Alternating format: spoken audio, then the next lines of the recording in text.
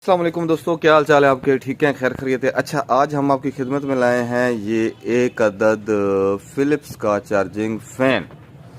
तो ये देखें माशाल्लाह बहुत ही बड़ा है ये चार्जिंग फ़ैन। 18 इंच जो है ना इसका है साइज़।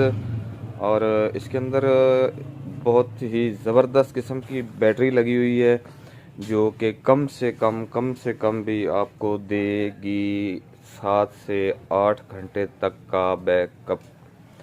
और इसके अलावा ये देखें इसकी खूबसूरती, ये इसके ऊपर एक बटन लगा हुआ है जिससे आप इसको मूविंग को ऑन कर सकते हैं यहाँ पे, और यहाँ पे इसको आप ऑफ़ कर सकते हैं, ठीक है।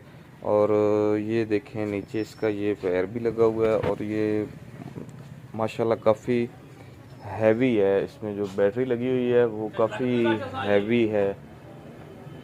और इसके अलावा इसको हम